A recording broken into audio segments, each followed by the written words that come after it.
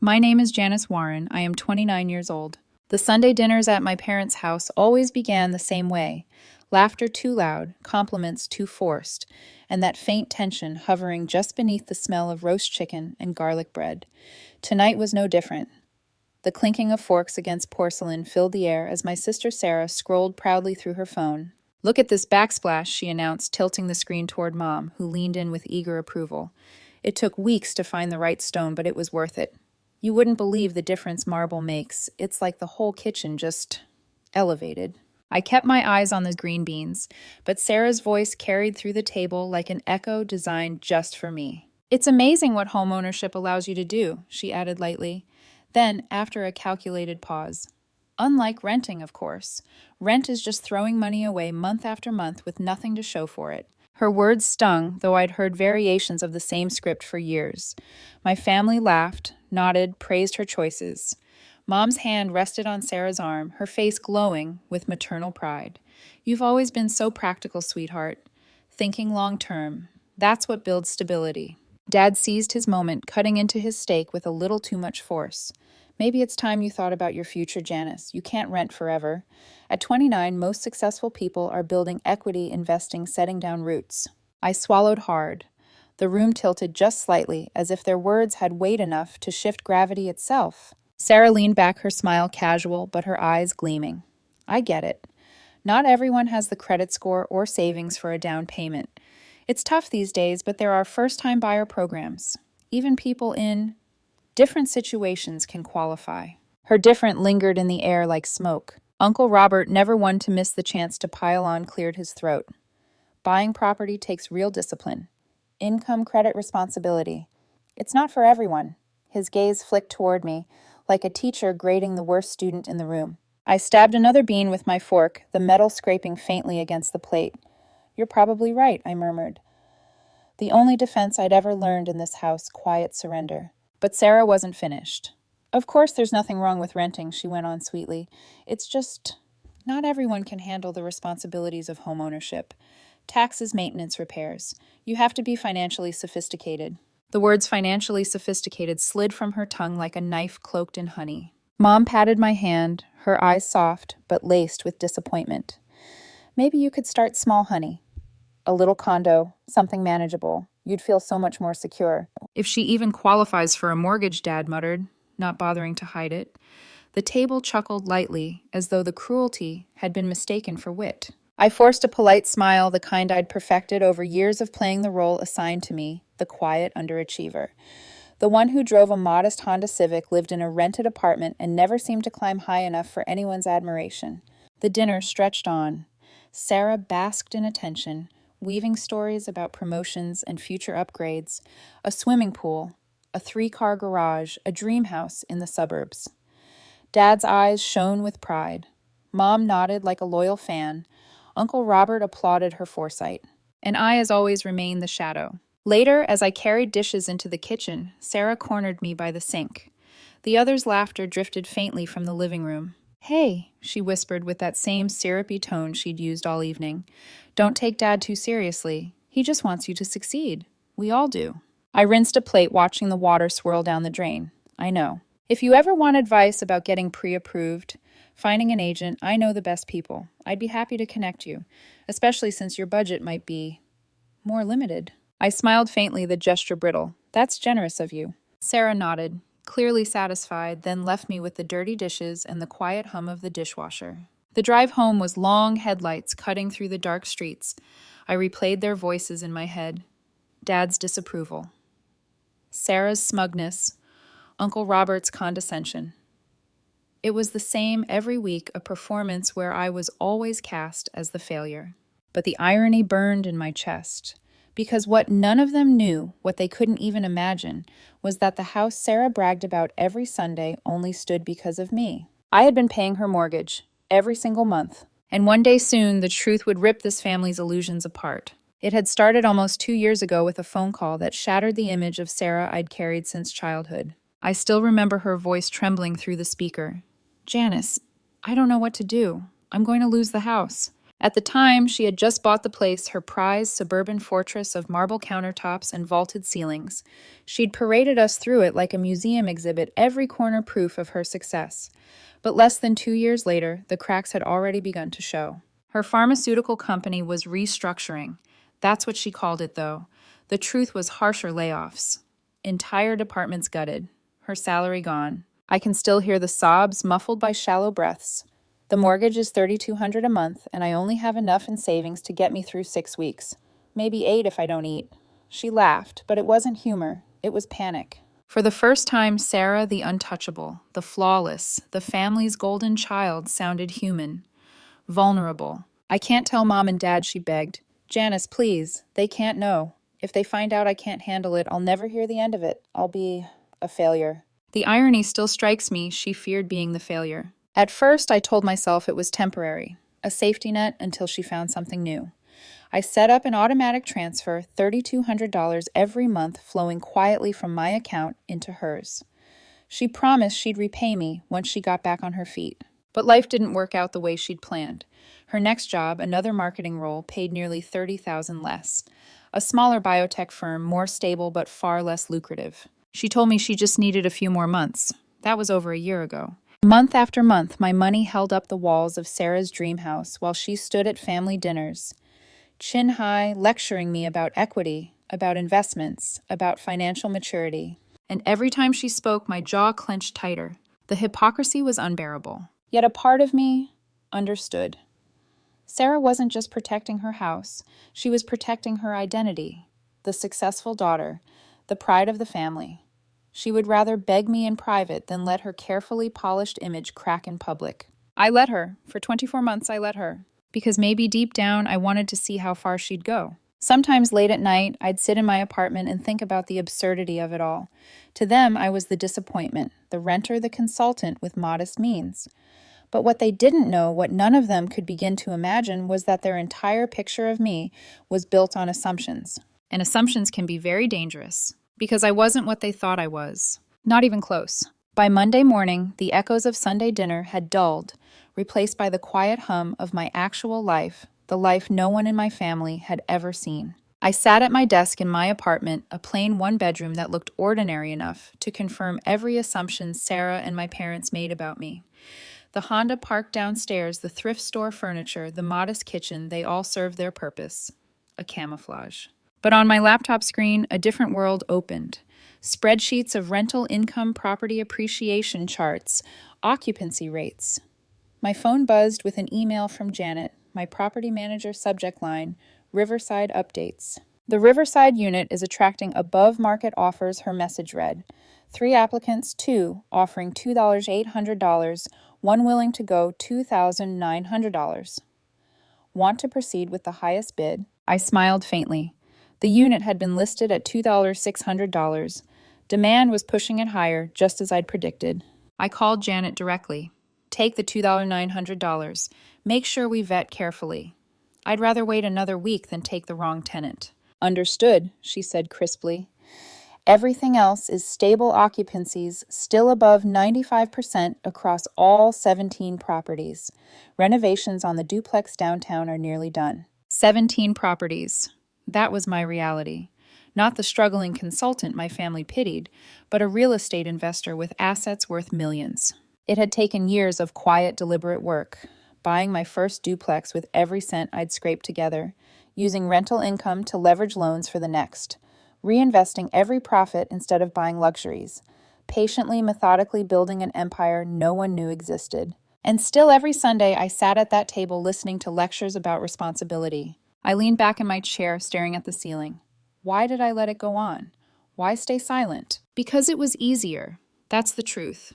Easier to let them think I was mediocre than to invite their endless scrutiny. Easier to play the role of failure than to prove myself to people who never really wanted to see me succeed. But silence comes with a cost. My phone buzzed again. A text from Sarah. Thanks again for dinner. Mom loved it. By the way, thinking about redoing the master bathroom. Maybe heated floors, double vanity. You know how it is. There's always something new with houses. I stared at the message. Heated floors, double vanity, another $15,000 or $20,000 money she didn't have, but would somehow try to spend anyway. Anger curled low in my chest. She was still dreaming, still living in an illusion funded by my quiet sacrifice. And I knew with a clarity that felt like a knife slicing through fog that something had to change. By Wednesday, I'd made up my mind. I sat at my desk again, the morning light spilling across neat rows of contracts. A calm settled over me, not the fragile calm of endurance, but the heavy, decisive kind that comes right before a storm. First, I called Janet. My voice was steady, almost clinical. The monthly transfer to Sarah Matthews, stop processing it effective immediately. There was a pause on the line. "Are you sure?" Janet asked carefully. "It's been automatic for 2 years. I thought, I'm sure I cut in. No new method, no replacement. It ends now." Her silence spoke volumes, but she didn't press. Understood.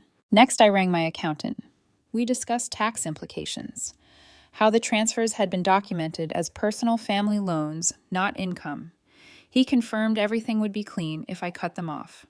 That call ended quickly. The hardest call remained. Sarah answered on the second ring, her voice bright, cheerful, almost mocking. "Emma. Or should I say my favorite sister and silent investor? What's up?" I didn't bother with pretense. "We need to talk about the mortgage." There was a beat of silence, then a nervous laugh. "Oh God, did something happen with the transfer? I can call the bank." "No." My tone was sharper than I intended. "The transfers stop next month. The last one is already scheduled.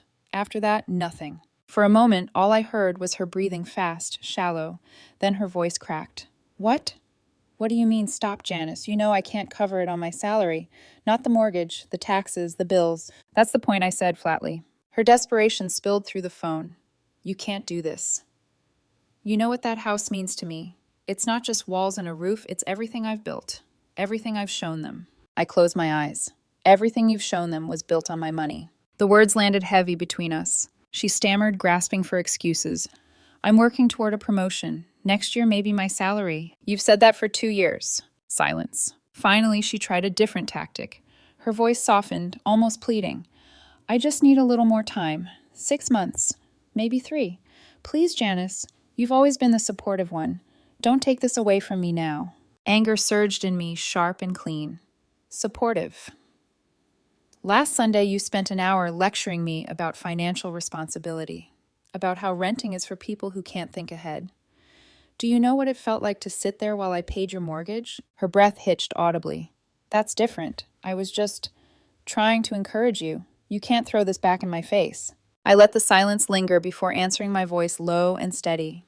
"It's not encouragement when the advice is built on lies." The line went dead quiet, then softly I heard her whisper, "If they find out, if Mom and Dad ever find out, that's your problem to solve, Sarah, not mine." Her voice broke into sobs, raw and unrestrained. "You'll ruin me. You'll destroy everything I've worked for." I didn't reply. I couldn't. I ended the call with her cries still ringing in my ear. And for the first time in 2 years, I felt free. But beneath that freedom lurked something else. A chill that whispered Sarah wouldn't go quietly. 3 days later, Sarah summoned us all to my parents' house.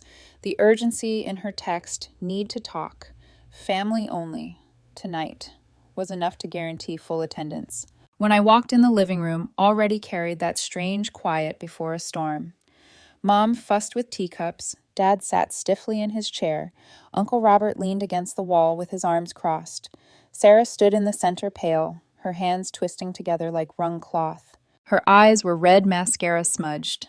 I'd never seen her like that, not Sarah the polished one, the performer. "What's wrong, sweetheart?" Mom's voice broke first maternal instinct overriding curiosity. Sarah inhaled shakily. Her gaze swept the room, lingered on me for the briefest second, then darted away. "I've been having financial difficulties. More serious than I've told anyone." Dad leaned forward. "Financial difficulties. What are you talking about? You're the one with the stable career and the house." "I can't afford the mortgage," she blurted, her voice cracking. "I haven't been able to, not for 2 years." The room went utterly still. Uncle Robert frowned. "Then how?" Sarah's chin trembled. "Janice has been paying it. Every month. $3,200 for the past 2 years."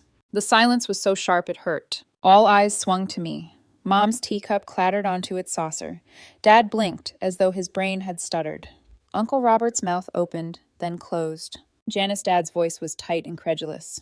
"But you rent. You drive a Civic. How could you possibly?" I met his stare evenly.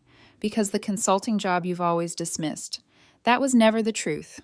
I own 17 rental properties across the city. I manage over $12 million in real estate assets. Sarah's mortgage is less than 10% of my monthly income. The words detonated in the room. Mom's hand flew to her mouth. Uncle Robert let out a low whistle, stunned. Dad's face flushed from red to ashen in seconds. 17 properties, he echoed weakly, as though repeating it might anchor him back to reality. I reached into my bag and slid a slim folder onto the coffee table. A portfolio summary addresses acquisition dates, current values, rental incomes. Janet had prepared it for situations exactly like this. Dad's fingers trembled as he picked it up. Over $4.2 million in total property value. His voice cracked on the number. Sarah's tears spilled freely now, streaking down her cheeks. I never meant for it to go on this long. I kept thinking I'd get a better job, a promotion. I thought I'd pay her back. But I couldn't tell you, any of you, because her sob turned into something sharper. Because you all treat Janice like the failure. Every dinner, every conversation, she's the one who doesn't measure up. How was I supposed to admit the successful sister couldn't even pay her own bills? Her bitterness hung heavy, twisting the air. I stayed calm. So you let me carry you, while you lectured me about responsibility, while they applauded you for discipline you never had. Mom looked at me, her eyes wide, voice soft with guilt. Why didn't you ever say anything? Because I didn't need to, I answered quietly. I didn't need validation, but I did get tired of paying for an illusion while being treated as the family disappointment. The weight of my words settled like lead. Dad leaned back, heavily defeated. Uncle Robert shook his head in disbelief. Sarah's sobs softened, but her eyes, red wet, shining, locked on me with something else now. Not just shame, resentment. And I knew in that moment the truth exposing her had broken something in her, something that might never mend. The air after Sarah's confession never really cleared. It thickened, clung to us like smoke. Dad was the first to break. He rubbed his temples, voice strained. Janice, I owe you an apology. We all do. We've been wrong about you for years. Mom nodded quickly as if racing to soften the blow. I always believed in your potential, sweetheart. I just didn't realize how much you'd already achieved. Her words rang hollow. They weren't lies exactly, but they weren't truth either. Uncle Robert, ever opportunistic, leaned forward. 17 properties, huh? That's impressive. Maybe sometime you could give me some advice. I've been thinking about diversifying my portfolio. The irony nearly choked me. Through it all, Sarah sat hunched, her tissue crumpled in her hand. The mask of success was gone, replaced by raw, exposed humiliation. But when she finally lifted her eyes to mine, the tears didn't soften her expression, they sharpened it. Anger burned through the shame. I didn't flinch. Sarah, you have 30 days to figure out your mortgage. After that, you're on your own. Her lips parted. 30 days. That's impossible. You know I can't. Then sell the house. Downsize. Live within your means. Or find a way to earn more. But I'm not subsidizing you anymore. Her face twisted, half pleading, half defiant. You'd let me drown. I already kept you afloat for 2 years, I said evenly. Now it's time to swim on your own. The silence that followed was heavier than anything that had come before. The weeks that followed were brutal for her. She abandoned the bathroom renovation plans. The contractor's number, once pinned proudly on her fridge, was torn down. Her credit card bills piled high on the kitchen counter, late fees stamped in red. I knew because she called me one night, her voice ragged from crying. I can't do this, Janice, she whispered. Every time I think I can breathe, another bill hits. I'm drowning.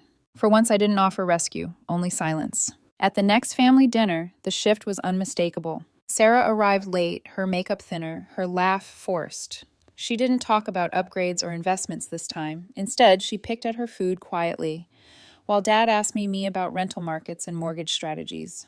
Mom leaned in as I explained refinancing options. Uncle Robert scribbled notes.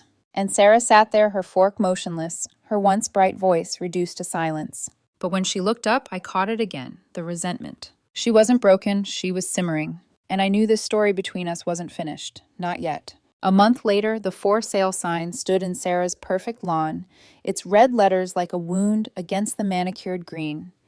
She tried to hide it, but I saw the way her lips tightened every time she drove past it, pride stripped bare for the neighbors to see. The house sold quicker than she'd expected. The equity wiped out her credit card debt, left her with just enough for a modest condo, 2 bedrooms, smaller kitchen, no marble, no heated floors. But it was hers, and for the first time it was honest. I helped her move one Saturday morning. Boxes stacked high, the sound of tape, ripping the air, heavy with dust and unspoken words. She handed me a mug wrapped in newspaper, her eyes avoiding mine. Finally, she broke the silence. I feel terrible about everything, about taking your money, about... Her voice cracked. About criticizing you while living off you. I set the mug down gently. It taught me something. Helping family is one thing, but enabling illusions, that only makes the fall harder. She nodded slowly, tears glistening, but unshed. For once there was no pretense. Just Sarah, human, flawed, humbled. The family dinners changed after that. Dad no longer lectured me. Instead, he asked thoughtful questions about market trends, about strategy. Mom listened. With pride, she tried and failed to hide. Uncle Robert hovered like a student at the edge of every conversation, hungry for advice. And Sarah. She was quieter, yes, but also freer. Without the heavy crown of the successful one, she could breathe again, even if she didn't thank me for being the one who tore it off. Weeks later, a text buzzed on my phone. First mortgage payment on the condo, paid entirely by me. Feels incredible. Thank you for everything, and for finally saying no. I stared at the screen for a long moment, a strange warmth settling in my chest. It wasn't triumph, it wasn't even vindication. It was something simpler. Closure. For 2 years, I had carried her secret, financed her illusion, and endured the weight of being branded the family disappointment. Now the truth was out. The roles had shifted, and I was finally free. No more hidden subsidies. No more lectures wrapped in hypocrisy. No more playing small so someone else could shine. Just Janice Warren. Daughter. Sister. Investor. Whole on my own terms. And that at last was enough.